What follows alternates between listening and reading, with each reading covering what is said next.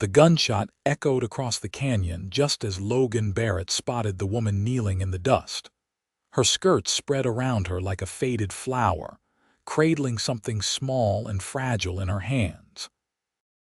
Logan had been tracking the gang for 3 days through the mountains of Northern California, and his tired horse needed rest more than he needed to satisfy his curiosity about a lone woman in the middle of nowhere.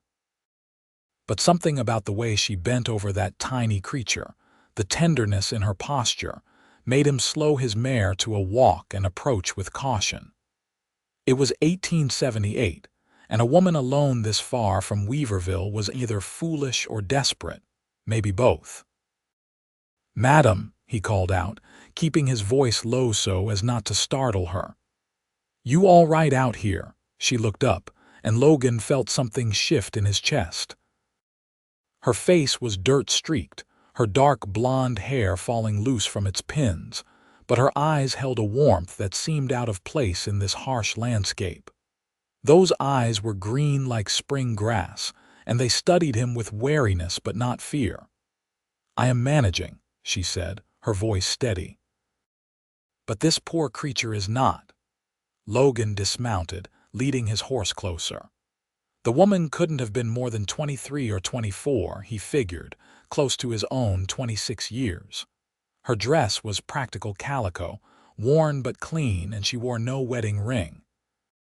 He approached slowly, his spurs jingling softly in the afternoon air.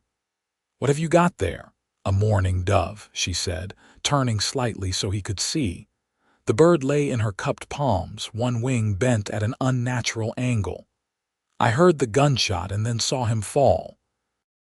"Some fool shooting at anything that moves, I suppose." Logan felt heat rise in his neck. He had fired that shot, aiming at what he thought was a turkey for his supper. "That would be me, madam. I am mighty sorry. I thought I saw game." She looked up at him again, her expression softening slightly. "Well, at least you are honest about it. Can you help me? I need something to splint this wing, and my supplies are limited." "Where are your supplies?" Logan asked, scanning the area.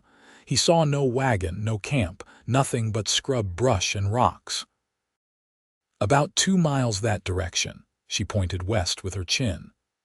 "My wagon threw a wheel. I was walking back to town to get help when I heard the shot and found him." Logan crouched beside her, studying the bird. Its small chest rose and fell rapidly, its eye wild with pain and fear. "I have some thin strips of leather in my saddlebag and some cloth for bandaging. Might work." "That would be perfect," she said, and gave him a smile that made his heart skip in a way it had not done since he was a green boy. He fetched the materials, his mind racing. He had been drifting from town to town for the past year, doing odd jobs, sometimes helping the law track outlaws, never staying anywhere long. After his parents died of fever in Kansas, there had been nothing holding him to any place. He had thought he was searching for something, some purpose. But now, watching this woman carefully wrap the bird's broken wing with gentle, competent fingers, he wondered if what he had really been searching for was someone. "You are good at that," he observed, handing her another strip of cloth. "My mother was a nurse during the war," she explained, not looking up from her work. "She taught me a lot before she passed. I have always had a way with injured things, I suppose. People say I should have been born a doctor, but that is not exactly a possibility for women." "Maybe it should be," Logan said, surprising himself. He was not usually one for progressive thinking, but something about her made him want to agree with whatever she believed. She glanced at him, a hint of amusement in her eyes. "You are an unusual cowboy, Mr. Barrett. Logan Barrett." "And you are Penelope Garrison. Most people call me Penny." "Penny," he repeated, liking the way it felt on his tongue. "Well, Miss Garrison, how about I ride you back to your wagon, see if I can fix that wheel, then maybe get you and your bird friend back to town safely." She hesitated, and he could see her weighing the risks. A woman alone with a strange man in the wilderness was not a safe proposition, even if that man had just helped her with a bird. "I can see you are trying to figure if I am trustworthy," Logan said quietly. "I cannot prove I am with words. But I can tell you that I work sometimes with Sheriff Dawson in Weaverville. You can ask him about me when we get there, and I give you my word that I will act as a gentleman."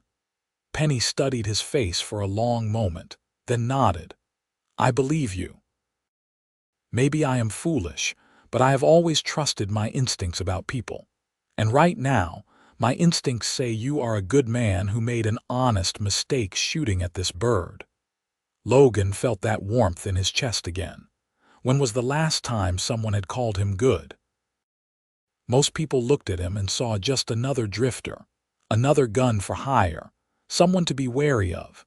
He helped her fashion a small nest for the bird from his spare shirt, which she tucked carefully into his saddlebag.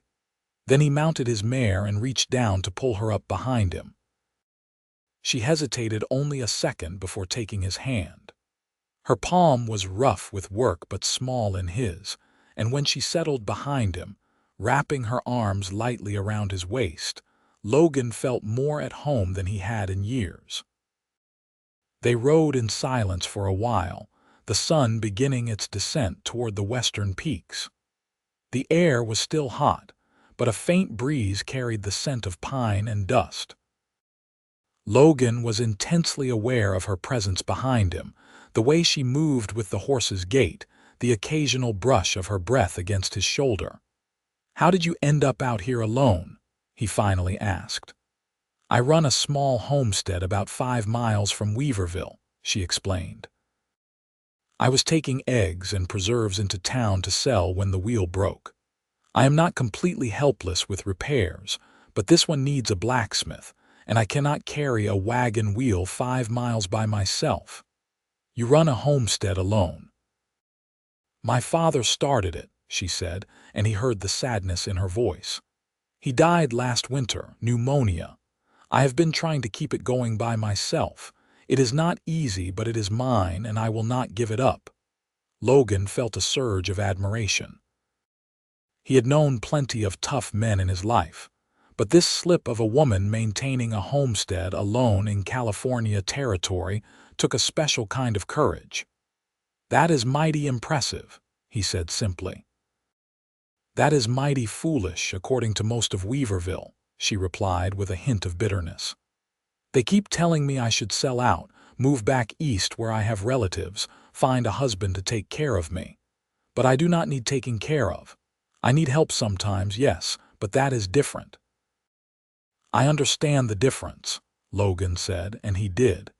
He had spent his whole life refusing charity while accepting friendship. There was a pride in that distinction. They reached her wagon as the sun painted the sky orange and pink.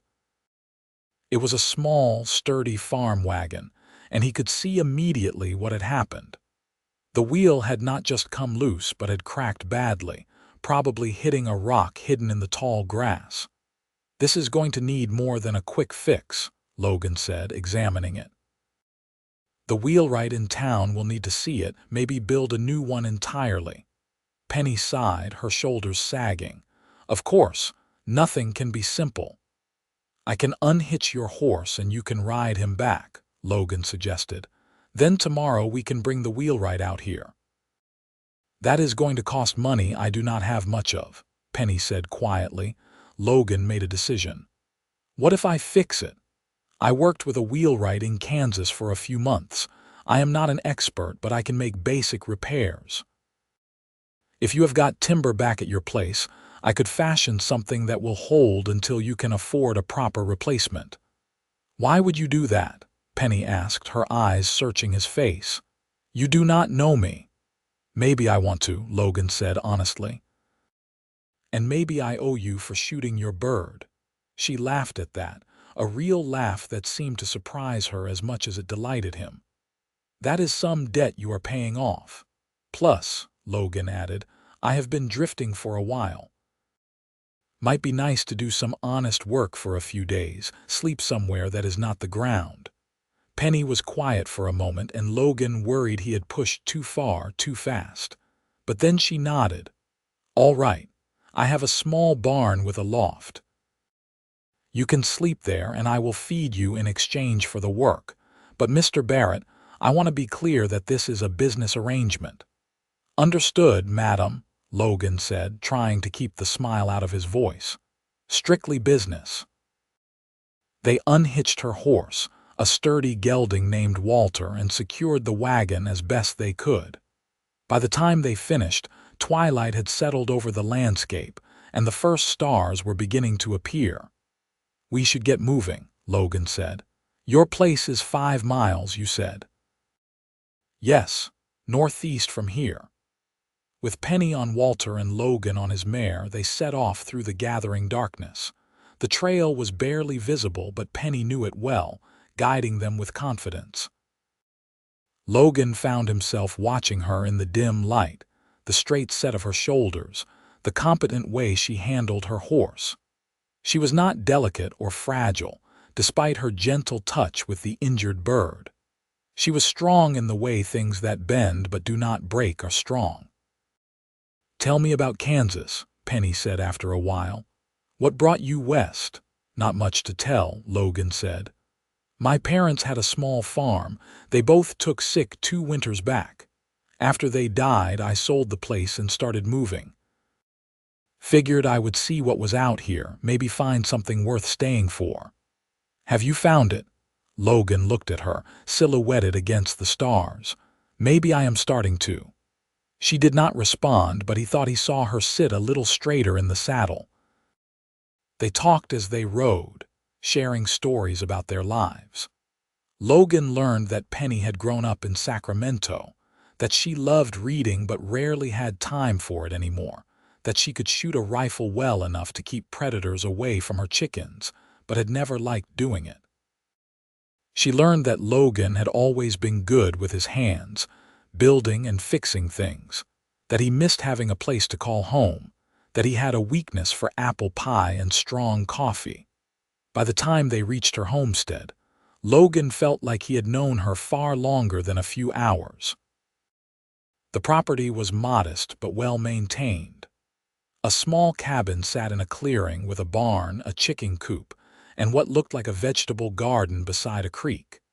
Even in the darkness, Logan could see that she had been working hard to keep everything running. It is not much, Penny said, a note of defensiveness in her voice. It is a home, Logan said. That is more than most people have. She smiled at him, and even in the starlight he could see the gratitude in her expression. They settled the horses in the barn, where Logan found a comfortable loft with clean hay. Penny brought the injured dove inside, still nestled in its makeshift nest. I will keep him in the cabin tonight, she said. He needs warmth and quiet. If he survives the night, he might have a chance. You have done this before, Logan observed. Many times, Penny admitted. I cannot stand to see things suffer if I can help them. My father used to tease me about it, said I would try to heal a rattlesnake if I found one injured. Would you? She considered this seriously.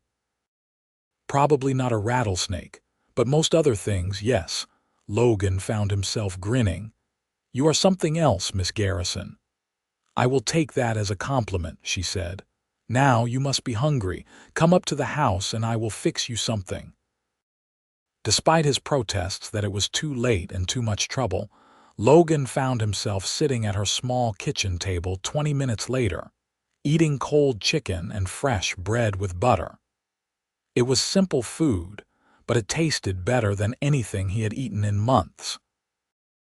Penny moved around the small kitchen with practiced ease, putting together a plate for herself, checking on the bird, stoking the fire in the stove even though the night was warm. Logan watched her, fascinated by the economy of her movements, the way she seemed completely at home in this space she had built with her father. This is good, he said, gesturing at the food. Thank you. You are welcome, Penny said, sitting across from him. It is nice to have company. It gets lonely out here sometimes. You have no neighbors. The Thompsons are about 3 miles east, and the widow Mrs. Chen is 4 miles north.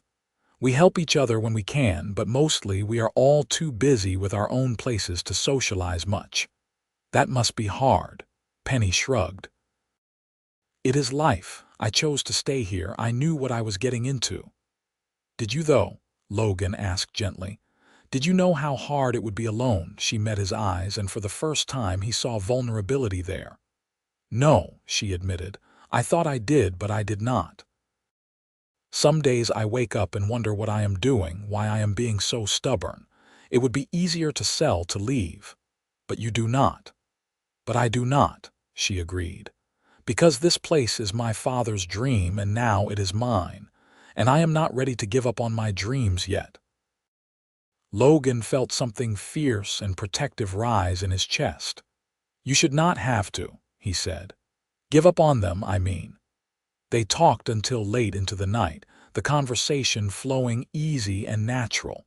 Logan could not remember the last time he had felt this comfortable with another person.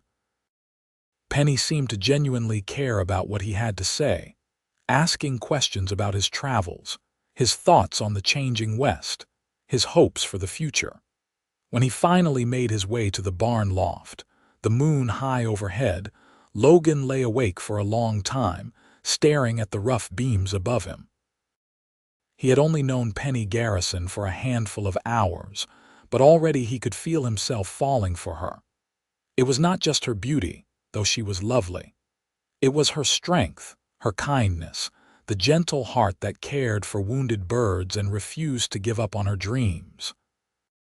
He had been searching for something all this time, drifting from place to place.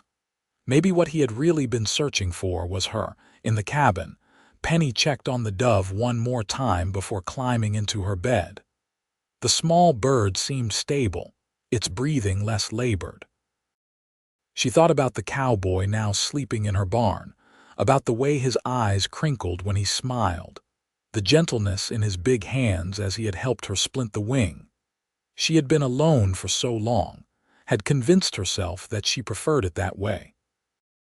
But tonight, cooking for someone else, talking with someone who actually listened, she had remembered what it felt like to have companionship. It was dangerous, she knew. She could not afford to depend on anyone. Logan Barrett would fix her wagon wheel and move on like all drifters did. She needed to guard her heart, to remember that this was temporary. But as she fell asleep, she could not quite suppress the small hope blooming in her chest. Morning came bright and hot. Logan woke to the sound of chickens and, surprisingly, singing.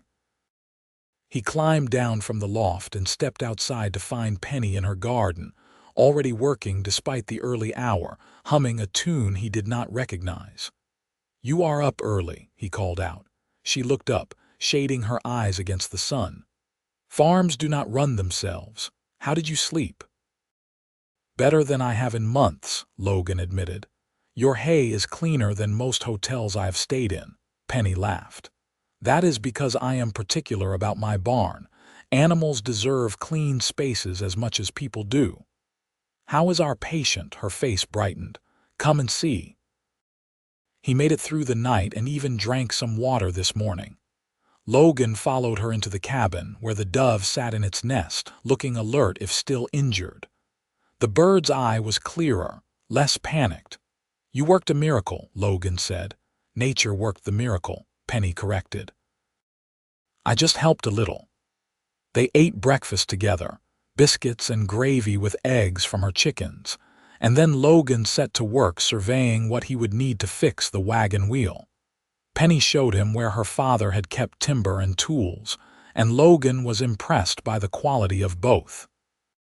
"Your father knew his wood," Logan observed, running his hand over a piece of seasoned oak. "He was a carpenter before he was a farmer," Penny said. "He believed in doing things right." Logan spent the morning taking measurements and planning the repair. It was more complex than he had initially thought, but he was confident he could make it work. Penny worked nearby, tending her animals and garden, and they fell into an easy rhythm, occasionally calling out to each other, sharing observations about the work. Around midday, Penny brought him water and cold buttermilk, She sat on an overturned bucket while he drank, watching him work. "You are good at this," she observed. "Better than good." "I like working with my hands," Logan said.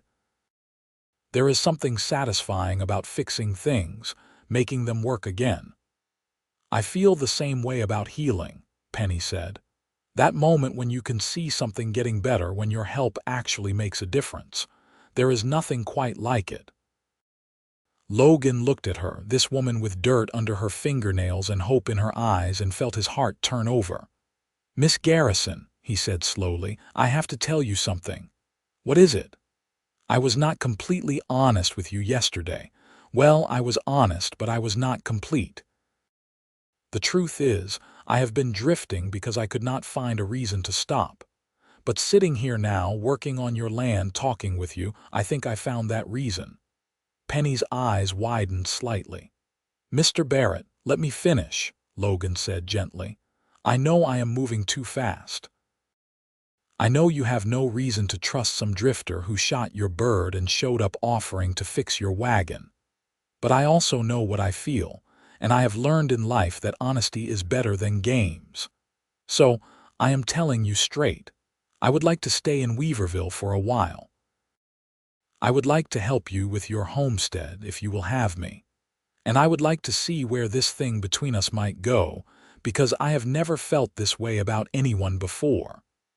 Penny was quiet for a long moment, her expression unreadable. Logan held his breath, wondering if he had ruined everything.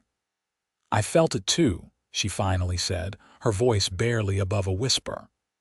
"Yesterday, when you stopped to help with the bird, the way you listened, the way you looked at me like I was not just some foolish woman trying to do a man's work. I felt something shift."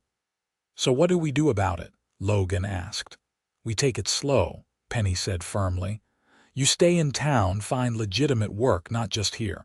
Court me properly if that is what you want to do. Let people see that you are honorable.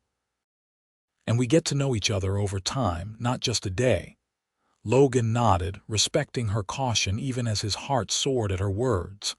"That sounds more than fair. I can do that." "Good," Penny said, standing. "Now finish your water and get back to work. That wagon wheel will not fix itself." He grinned at her. "Yes, madam." Over the next several days, Logan worked on repairing the wagon wheel while also helping Penny with various tasks around the homestead.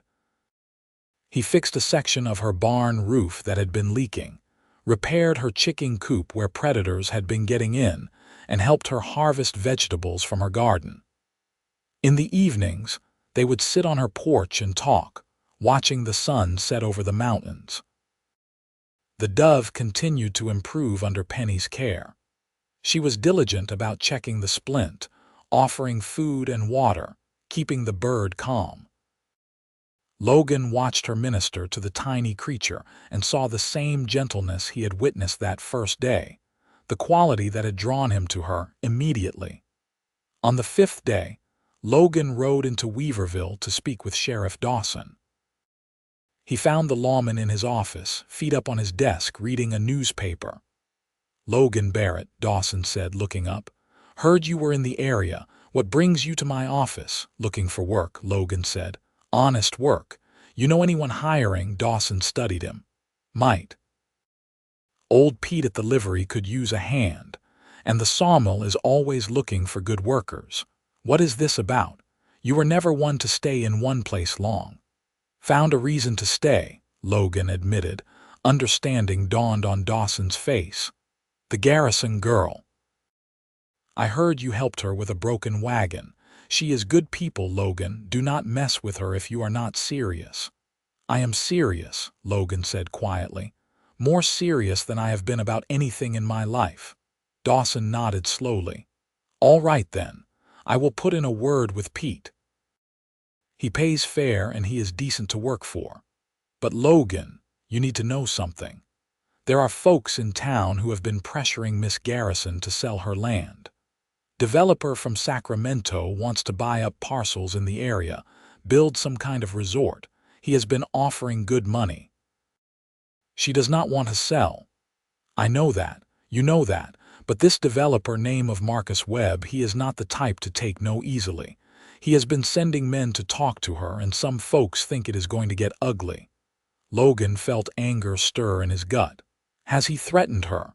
Not directly. But there have been incidents. A fence torn down, some chickens gone missing. Could be coincidence, could be pressure. Hard to prove either way. Someone needs to be looking out for her. Someone does now, it seems, Dawson said with a slight smile. Just be careful. Webb has money and influence. He can make life difficult if he wants to. Logan thanked the sheriff and headed to the livery stable, where he found Pete, a grizzled man in his 60s with kind eyes and a firm handshake. They talked for a bit, and Pete agreed to hire Logan on a trial basis. You show up on time and work hard, we will get along fine, Pete said. Pay is $1 a day, plus you can sleep in the back room if you need to. I appreciate it, Logan said. When do I start? Tomorrow morning. Sunup. Logan returned to Penny's homestead that evening with the news. She was delighted, though she tried to hide it behind practicality. That is good, she said. Pete is a good man, you will do well there. I also talked to Sheriff Dawson, Logan said carefully. He told me about Marcus Webb. Penny's expression darkened. Of course he did. Why did you not mention him? Because it is my problem, not yours, Penny said, but there was no heat in her words, only weariness. Webb has been trying to buy my land for 6 months. I keep saying no, and he keeps finding new ways to make me miserable, but I will not be bullied into selling. You are not alone anymore, Logan said firmly. I am here now, and I am not going to let anyone push you around. Penny looked at him, her eyes shining with unshed tears. You have only known me a week. Feels like longer, Logan said, and I know what I want. I want to be here with you, helping you protect this place, if you will have me. She crossed the space between them and took his hands. I will have you, she said softly. But Logan, you need to understand that this might get dangerous. Webb is not a good man. I have dealt with dangerous men before, Logan said, and I have never walked away from a fight when something important was at stake. What is at stake? You, he said simply. You and your home and your dreams. Penny stood on her toes and kissed his cheek, a brief, gentle touch that nevertheless sent warmth flooding through Logan's entire body. Thank you, she whispered. That night, Logan moved into the room at the livery stable, though he hated leaving Penny alone on the homestead. But she insisted it was proper, and he respected her wishes. He started work the next day, mucking stalls, feeding horses, repairing tack. It was honest work and he enjoyed it, but his mind was always partly on Penny, wondering if she was safe, if Webb had sent anyone to bother her. He needn't have worried. Penny was tougher than she looked. When he rode out to visit her that evening after work, he found her calmly eating dinner, a rifle propped against the wall beside the door. Any trouble? He asked. 2 men came by this afternoon, she said casually. Said they were from Webb, wanted to make me another offer. I told them the same thing I always tell them. No, they were not happy about it, but they left when they saw the rifle. Logan felt pride mixed with anxiety. You should not be facing them alone. I have been facing them alone for months, Penny pointed out. But I admit, it is nice knowing you are in town now. Makes me feel less isolated. They ate together, and Logan told her about his day at the livery. Pete was a good boss, the work was steady, and already several people in town had made a point of introducing themselves, curious about the new man who was courting Penny Garrison. Courting, Penny said with a smile. Is that what we are doing? I hope so, Logan said. Unless you have a better word for it.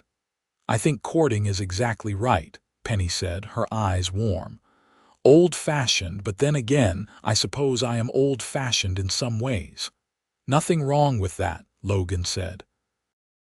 The dove had recovered enough that Penny was planning to release it in a few days. The wing had healed remarkably well, and the bird was already trying to flutter around its nest, eager for freedom. "He is going to miss you," Logan observed, watching the bird. "Maybe," Penny said. "But wild things are meant to be free. I could never keep him, even if I wanted to. That would not be kindness. That would be selfishness." Logan understood what she was saying, and he appreciated her wisdom. She was not the type of person who needed to possess things. She cared, she helped, and then she let go.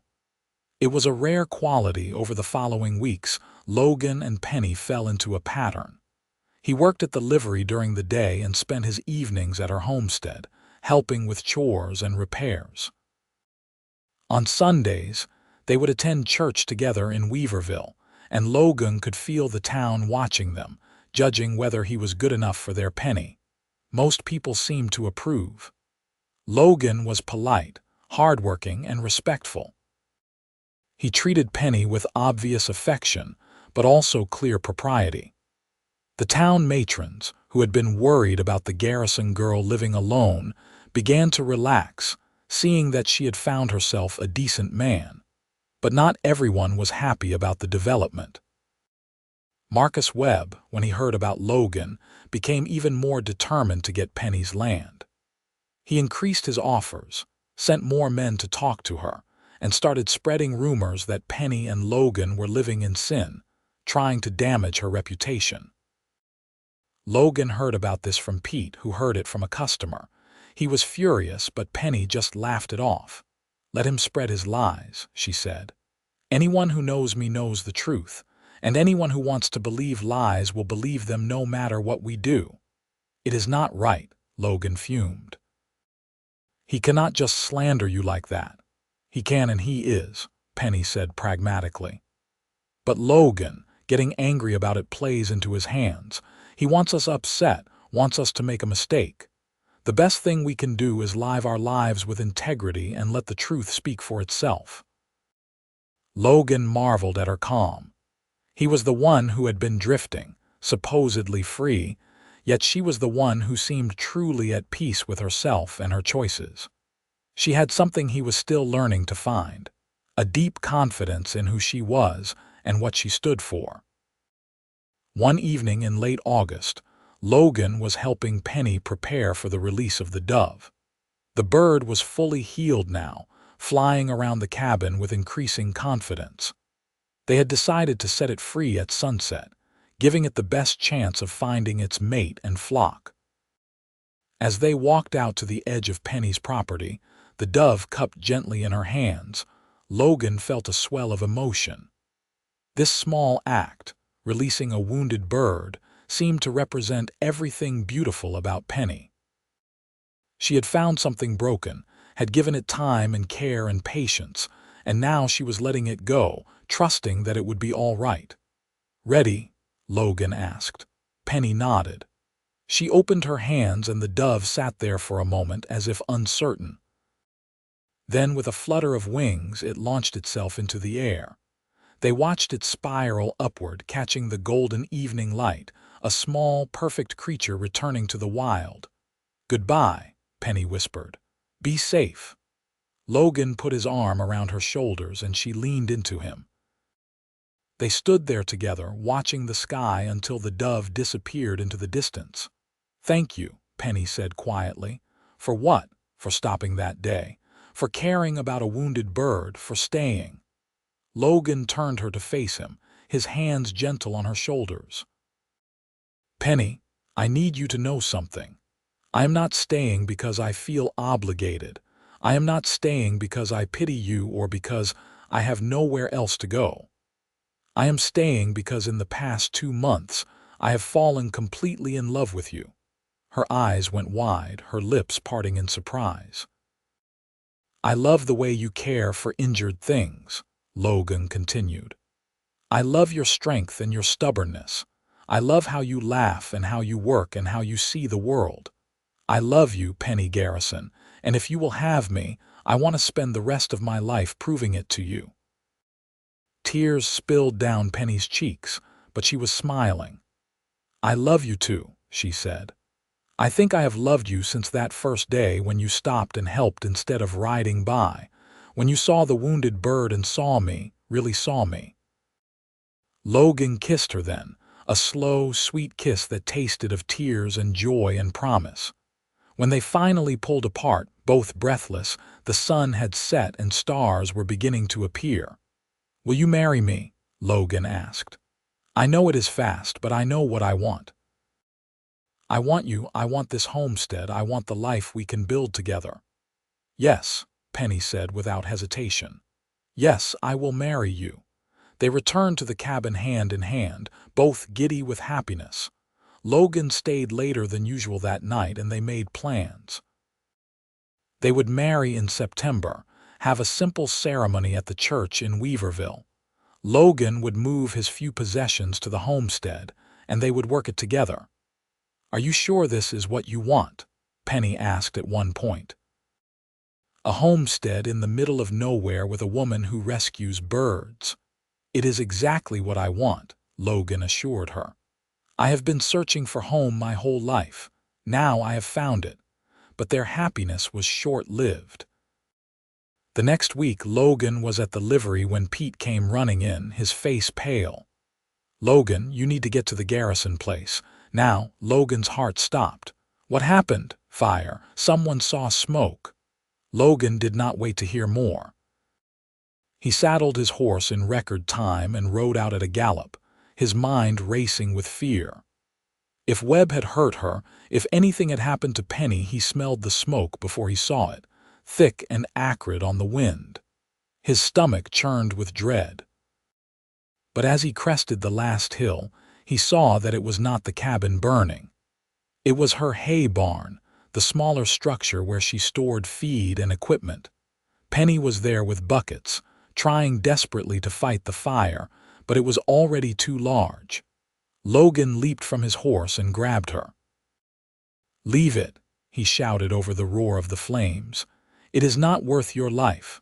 "All my winter feed," Penny cried. "I cannot afford to replace it."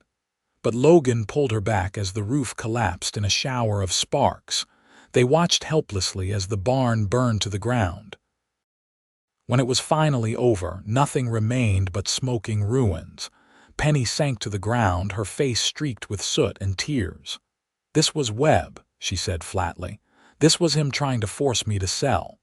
Logan felt rage like he had never known. "We are going to the sheriff." "And say what?" "We have no proof. Webb will have an alibi, his men will have alibis, and I will look like a hysterical woman making accusations." "Then what do we do?" Penny looked up at him, her jaw set. "We rebuild. We find a way to replace the feed. We refuse to let him win." Logan crouched beside her and took her hands. "We will do more than that. We will fight back legally. Sheriff Dawson has been watching Webb. Maybe this is the push he needs to investigate more seriously." They went to town together that evening and filed a report with Dawson. The sheriff was sympathetic and angry on their behalf, but as Penny had predicted, there was no proof. "I will talk to Webb," Dawson promised. "Let him know we are watching. But Logan, Miss Garrison, you need to be careful. Men like Webb do not stop until they get what they want or until they face serious consequences." "Then we give him serious consequences," Logan said. Over the next several days, Logan made discreet inquiries around town. He talked to other people Webb had pressured, other homesteaders who had sold out or refused. A pattern emerged. Webb used intimidation, property damage, and financial pressure to get what he wanted. But he was careful, always keeping himself at a distance from anything illegal. Logan also learned that Webb was not just a developer. He had connections to mining interests, and there were rumors of gold in the mountains near Penny's property. That explained why Webb was so determined to buy her land specifically. Armed with this information, Logan went to see a lawyer in town, a sharp young man named Timothy Foster who had a reputation for standing up to powerful interests. "Can we prove any of this?" Foster asked after hearing Logan out. Not yet, Logan admitted. But if we start looking, if we start connecting the dots, maybe we can find enough to take him to court. That will take time and money, Foster warned, and Webb will fight back hard. I am not afraid of a fight, Logan said, and Penny deserves justice. Foster nodded slowly. Let me do some digging. If I find anything actionable, I will let you know. Meanwhile, Logan and Penny began the work of rebuilding. The town rallied around them in a way that surprised and touched them both. Pete donated lumber. The Thompsons brought hay to help replace what had been lost. Mrs. Chen organized the church women to bring food and supplies. Even people who barely knew Penny came forward to help, outraged by the obvious intimidation. Marcus Webb had miscalculated. Instead of isolating Penny, his actions had united the community behind her. Through it all, Logan and Penny grew closer. They worked side by side, rebuilding not just the barn but their plans for the future. In the evenings, exhausted from the day's labor, they would sit on the porch and dream about what their life would be like after they married. I want children someday, Penny said one night. 2 or 3, maybe more. I want that too, Logan said, pulling her close. I want to fill this place with life and laughter. And animals, Penny added with a smile. All the injured strays I will inevitably bring home. I would not have it any other way. In mid-September, on a clear, beautiful Sunday, Logan and Penny were married in the Weaverville church. The whole town turned out for the ceremony. Penny wore a simple white dress that had belonged to her mother, and Logan wore his best suit, borrowed from Pete. Sheriff Dawson stood up as Logan's best man, and Mrs. Chen served as Penny's matron of honor. As Logan watched Penny walk down the aisle toward him, her eyes shining with love, he felt like the luckiest man alive. This woman, this brave, gentle, stubborn woman, had chosen him. She could have sent him away that first day, could have rejected his help, could have guarded her heart. But instead, she had seen something in him worth taking a chance on. "Dearly beloved," the minister began, and Logan barely heard the words. He was too focused on Penny, on the way she smiled at him, on the promises they were about to make. When it came time for the vows, Logan spoke from the heart. "I promise to love you every day of my life, to stand beside you in good times and bad, to help you rescue every wounded bird and broken thing that crosses our path, to build a home with you and fill it with joy. I promise to be worthy of the trust you have placed in me." Penny's vows were equally heartfelt. "I promise to love you with my whole heart, to support your dreams as you support mine, to be your partner in all things, to create a life with you built on honesty, respect, and tenderness. I promise to always see in you what I saw that first day, a good man with a gentle heart." They exchanged simple gold bands, and when the minister pronounced them husband and wife, Logan kissed Penny with all the love and promise he felt. The reception was held in the church hall, with food brought by every family in town. There was music and dancing, and Logan whirled Penny around the floor, both of them laughing with pure happiness. As the sun began to set, they said their goodbyes and rode out to the homestead together, now truly their home. Logan carried Penny over the threshold of the cabin, and they spent their wedding night wrapped in each other's arms, consummating their marriage with tenderness and passion. Life as a married couple brought new joys and challenges. Logan continued working at the livery while also helping Penny expand the homestead. They bought more chickens, a milk cow, and started planning to plant more crops in the spring. Money was tight, but they were happy, working toward common goals. The legal battle with Webb was ongoing. Foster had found enough evidence of intimidation and property damage to file a civil suit, seeking damages and a restraining order. Webb, predictably, hired expensive lawyers and vowed to fight, The whole thing came to a head in November. Foster called Logan and Penny to his office with urgent news.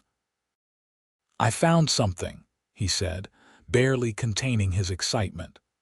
One of Webb's former employees came forward with documents showing Webb ordered the fire at your property. Not only that, but there is evidence of similar incidents with other homesteaders. We have him. The case went to trial in early December. Webb's lawyers tried every tactic to dismiss or delay, but Foster was relentless. He presented witness after witness who had been intimidated by Webb. He showed documents proving Webb had ordered illegal acts. And finally, he called Webb's former employee, who testified under oath about the orders he had received. The jury deliberated for less than 2 hours before finding Webb guilty on multiple counts of property damage, intimidation, and conspiracy. He was fined heavily, ordered to pay restitution to Penny and others he had harmed, and barred from any further attempts to purchase their land. When the verdict was read, Penny burst into tears of relief. Logan held her close, his own eyes wet. Justice had been served. Their home was safe. As they left the courthouse, several people stopped to congratulate them. Webb, meanwhile, looked broken and furious. His reputation in tatters, his plans foiled. He would leave California within a month and never return. That Christmas was the happiest Logan had ever known. He and Penny decorated their cabin with pine boughs and candles. They attended Christmas Eve service in town and opened simple gifts to each other by the fire. Logan gave Penny a beautiful leather-bound journal for recording her healing remedies. Penny gave Logan a handmade quilt, every stitch sewn with love. "To a new year and a new life," Logan toasted, raising a glass of cider. "To us," Penny agreed, clinking her glass against his. As winter gave way to spring, Penny discovered she was pregnant. They were overjoyed, if nervous. Logan became even more protective, insisting on doing most of the heavy work around the homestead while Penny focused on the animals and garden. "I am pregnant, not fragile," Penny protested, though she smiled as she said it. "I know," Logan said, kissing her forehead, "but humor me. I have never been a father before. Let me worry a little." Their daughter was born in September, almost exactly a year after their wedding. The labor was long and difficult, but Penny was strong, and Mrs. Chen, who served as midwife, was experienced. When Logan finally held his daughter for the first time, this tiny, perfect person he and Penny had created, he wept openly. "She is beautiful," he whispered. "She is perfect," Penny agreed, exhausted but glowing. They named her Rose after Penny's mother. Baby Rose was healthy and happy, with her mother's green eyes and her father's dark hair. Logan discovered depths of love he had not known existed, marveling at how this tiny person had expanded his heart. Life with a baby was chaotic and exhausting and wonderful. Logan would come home from the livery to find Penny nursing Rose, singing softly, and his heart would fill with contentment.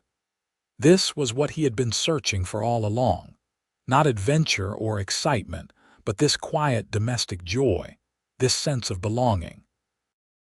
As Rose grew from infant to toddler, Logan and Penny expanded their family in another way.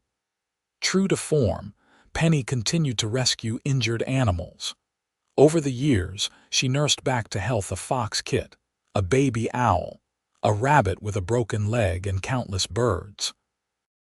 Each time, Logan would shake his head and smile, helping her build nests and splints, knowing this was simply who his wife was. When Rose was 3, Penny became pregnant again. This time, Logan was less nervous, though no less protective. Their second child, a boy they named James after Logan's father, was born in the spring, healthy and strong, with 2 young children. Life became even more hectic. But Logan and Penny worked as a team, sharing responsibilities. supporting each other through the exhaustion and challenges of parenthood. They were building exactly the life they had dreamed of, filled with love and laughter and purpose. Pete retired when Logan was 31, selling him the livery stable for a fair price. It was a risk, taking on that much debt, but Penny encouraged him. "You have been running that place for years anyway," she pointed out, "and you are good at it. This is your chance to build something that is truly yours." She was right. Logan threw himself into the business, expanding services and building a reputation for fair dealing and quality work. Within 2 years, he had paid off the debt and was turning a solid profit. The homestead continued to thrive as well. Penny had become known throughout the region for her healing knowledge, and people would ride from miles away to ask her advice about illnesses or injuries, both human and animal. She never charged for her help, though grateful families often brought food or goods in trade. When Rose was 7 and James was 4, Penny found another wounded bird, a hawk this time with a damaged wing. Logan watched her examine it with the same gentle concentration she had shown that first dove, and he fell in love with her all over again. "You have not changed a bit," he said, watching her work.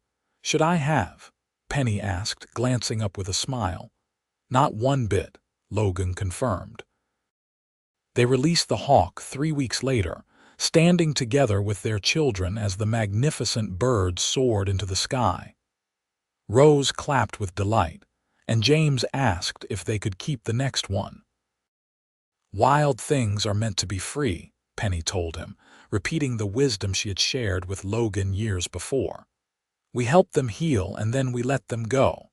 That is the right thing to do." More children came in the following years, a daughter they named Alice, born when Rose was 9. Twin boys, Michael and David, arriving when Penny was 35, their last children. The cabin that had once seemed spacious now bulged with life, and Logan added on 2 more rooms to accommodate their growing family. Through it all, Logan and Penny's love deepened and matured. They had their disagreements, of course, moments of frustration and exhaustion. But they had built their relationship on a foundation of respect and genuine affection, and that foundation held firm through every storm. On their 15th wedding anniversary, Logan surprised Penny with a trip to Sacramento, their first time leaving the children overnight. They stayed in a nice hotel, ate in restaurants, and walked through the city like young sweethearts. "This is lovely," Penny said, linking her arm through his. "But I miss them already." "So do I," Logan admitted. "Is that strange, to be out on a romantic trip and miss your children?" "I think it means we are happy," Penny said. "We love our life. We love what we have built." "I do love it," Logan said. "Every chaotic, exhausting, wonderful bit of it. And I love you more now than ever." "Even though I have gray hairs and wrinkles," Penny teased. "Especially because of that," Logan said seriously. "Every gray hair, every wrinkle represents a life we have lived together. I would not trade a single one." As their children grew older, Logan and Penny began to have more time for each other again. Rose, responsible and capable, helped with the younger children. James worked alongside his father at the livery. Alice showed her mother's gift for healing and began learning everything Penny could teach her.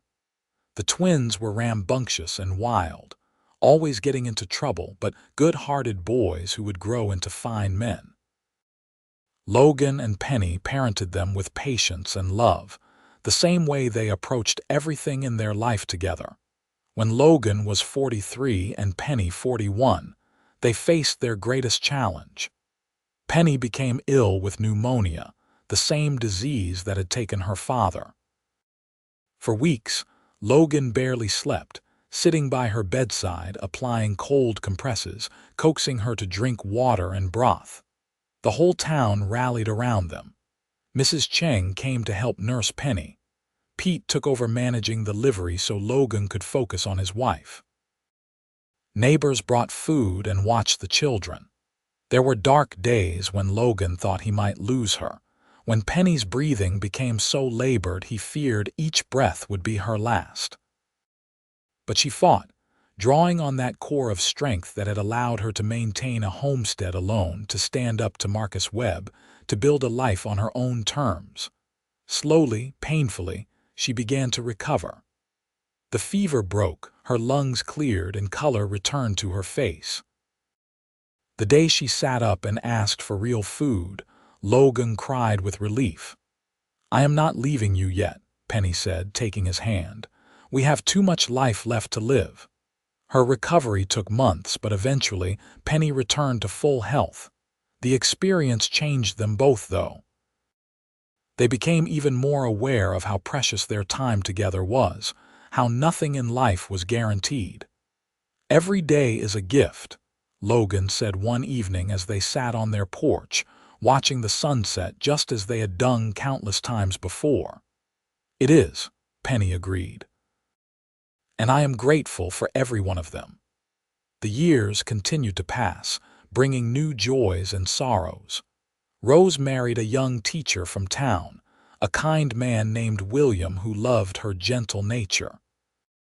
James took over the livery when Logan decided to retire at 50, proving himself every bit as capable as his father. Alice married a doctor and moved to San Francisco, where she was able to pursue her passion for medicine in ways her mother never could. The twins went into business together, buying land north of town and starting a cattle ranch. They would ride over regularly to visit, filling the cabin with noise and laughter. Logan and Penny became grandparents, then grandparents many times over. They delighted in their grandchildren, spoiling them shamelessly, teaching them about horses and healing, about gentleness and strength. On their 30th wedding anniversary, the whole family gathered for a celebration. Children and grandchildren filled every corner of the expanded cabin and spilled out into the yard. There was food and music and storytelling. At one point, Rose asked her parents how they had met. Logan and Penny exchanged glances, smiling. "Your father shot a bird I was trying to save," Penny said, her eyes twinkling. "I did not shoot it on purpose," Logan protested, as he always did when this story was told. "He stopped to help," Penny continued, "when he could have just ridden by. He saw a woman nursing a wounded dove, and instead of thinking I was foolish, he offered to help. I saw the gentlest heart I had ever encountered," Logan said, taking Penny's hand, "and I knew right then that I had found what I had been searching for." "What was that?" one of the grandchildren asked. "Home," Logan said simply. "I had been drifting for so long, looking for somewhere to belong, but I did not need a place. I needed a person. I needed your grandmother." Penny squeezed his hand, her eyes bright with tears. "And I needed him, though I did not know it at the time. I thought I could do everything alone. But your grandfather taught me that letting someone help, letting someone love you is not weakness. It is strength." As the sun set that evening, painting the sky in shades of orange and pink, Logan and Penny stood together watching, surrounded by the family they had created, the life they had built. It had not always been easy. There had been struggles and heartaches along the way. But they had faced everything together, and that had made all the difference. 30 years, Logan marveled. "It feels like both forever and no time at all." "I know what you mean," Penny said. "I can barely remember my life before you, and yet I feel like we are just getting started." "Well, we have plenty of life left," Logan said. "What should we do with it?" Penny smiled, that same smile that had captivated him 3 decades before. "Exactly what we have always done. Love each other, help those who need it, rescue wounded things, build joy." "Sounds perfect," Logan agreed. They stood there as darkness fell and stars began to appear, 2 people who had found each other by chance and built a lifetime by choice. The wounded dove that had brought them together was long gone, returned to the wild where it belonged. But the gentleness that Logan had seen in Penny that first day remained, a constant thread running through their entire life together. Inside the cabin, their family laughed and talked, the sound drifting out into the night. This was their legacy. Not just children and grandchildren, but love, compassion, and the belief that caring for wounded things, whether birds or people or hearts, was never foolish but always worthwhile. As they finally turned to go inside to rejoin the celebration, Penny paused and looked up at Logan. "Thank you," she said. "For what? For stopping that day, for seeing me, for staying." Logan kissed her softly. "Thank you for letting me, for teaching me what home really means. For showing me that the gentle heart is also the brave heart." They walked inside together, hand in hand, into the warmth and light of the home they had created, ready for whatever adventures the future might bring, confident that as long as they had each other, they could face anything. The years that followed were golden ones. Logan and Penny settled into a comfortable rhythm, splitting their time between their own homestead and visits with their children and grandchildren. They were blessed with good health and good fortune, two things they never took for granted. Penny continued her healing work, though at a slower pace. She became something of a local legend, the woman who could cure anything with herbs and patience. Young mothers would bring their sick children to her. Ranchers would come seeking remedies for injured animals. And Penny would receive them all with the same gentle competence she had shown that first wounded dove. Logan, meanwhile, became an elder statesman of Weaverville. People sought his advice on business matters, on town politics, on how to build a good life in this wild country. He served on the town council for several years and was instrumental in bringing new businesses and services to the growing community. But their greatest joy remained their family. They watched their children succeed and struggle, offering support but letting them find their own way. They delighted in their grandchildren, marveling at how each one had their own personality, their own gifts. Rose's children were gentle souls like their mother and grandmother, drawn to books and learning. James's children were practical and hardworking, already showing signs of their father's business acumen. Alice's children were curious and adventurous, always asking questions and seeking answers. The twins' children were a wild, joyful bunch, as comfortable on horseback as walking. When Logan was 61, he took stock of his life with deep satisfaction. He had built a successful business, raised 5 children with the woman he loved, and contributed to his community. But more than any external achievement, he had found peace. That restless searching that had driven him across the country in his youth had been stilled by love and purpose. One spring morning, he and Penny took a ride out to the spot where they had first met.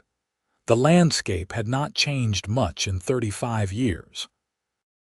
The same scrub brush, the same rocks, the same vast sky overhead. "I wonder whatever happened to that dove," Penny mused. "Probably lived a good life, had some chicks of his own," Logan said. "Thanks to you." "Thanks to us," Penny corrected. "You were the one who helped me splint that wing." Logan dismounted and helped Penny down from her horse.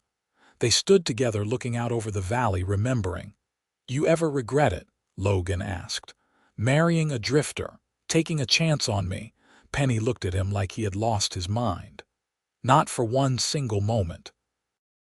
"You are the best decision I ever made." "Well, that and refusing to sell to Marcus Webb," Logan laughed. "I am honored to be ranked alongside that decision." "You should be," Penny said with mock seriousness. "That land was prime property." They stood in comfortable silence, these two people who knew each other so well that words were often unnecessary. Logan thought about all the paths his life could have taken, all the choices he could have made. If he had ridden past that day instead of stopping, if he had not offered to help with the wagon, if he had not been honest about his feelings, but he had stopped, he had helped, he had been honest, and those choices had led him here to this moment with this woman and a life so full of love it sometimes overwhelmed him. "What are you thinking?" Penny asked, reading his mood.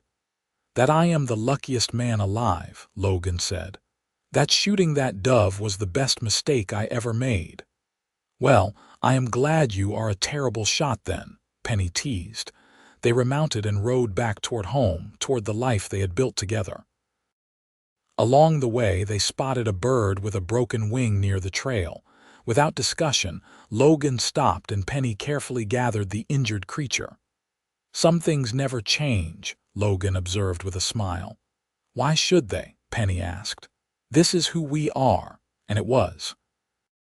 After all these years, they were still the cowboy who had stopped to help and the woman who could not pass by a wounded thing. They were still the couple who had built their life on compassion and courage.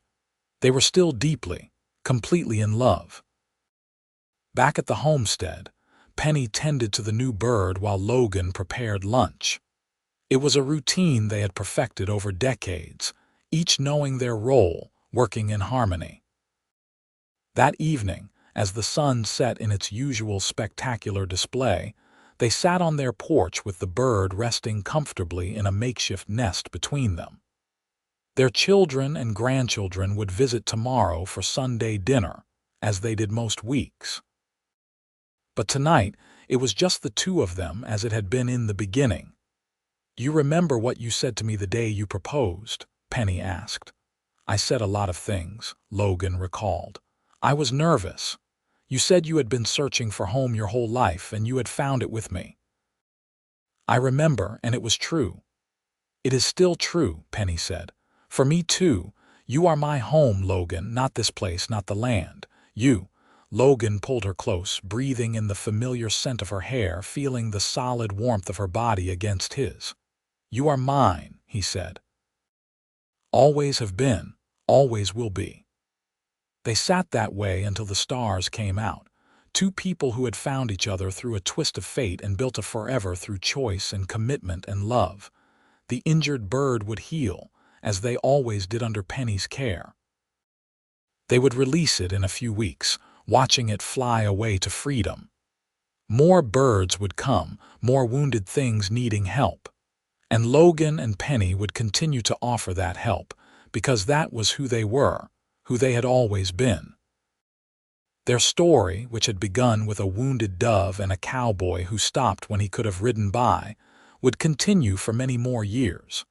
There would be more grandchildren, eventually great-grandchildren. There would be challenges and joys, losses and triumphs. But through it all, the constant would be this: two people who had recognized in each other something precious. A cowboy who had seen a gentle heart and known it was what he had been searching for. A woman who had seen a man willing to stop and help and known he was worth taking a chance on. As they finally rose to go inside for the night, Penny turned to Logan one more time. "I would do it all again," she said. "Every single moment." "So would I," Logan agreed. "I would shoot that dove 1,000 times if it meant finding you." "That is possibly the worst romantic statement you have ever made," Penny said, laughing. "But you know what I mean." "I do," she said, taking his hand. "I always do." They walked inside together into the home they had built, the life they had created, ready for whatever tomorrow might bring. Because they had each other, and that had always been enough. That would always be enough. Their love story, born from compassion and nurtured through the years, stood as a testament to the power of gentleness in a harsh world, of choosing love even when it is difficult, of building something lasting through patience and care. Like the wounded birds Penny healed, their love had taken flight and soared, proving that sometimes the most beautiful things come from the smallest acts of kindness. And somewhere in the wild, descendants of that first morning dove still flew, carrying forward life, just as Logan and Penny's love carried forward through their children and grandchildren, a legacy of gentleness and strength that would endure for generations to come.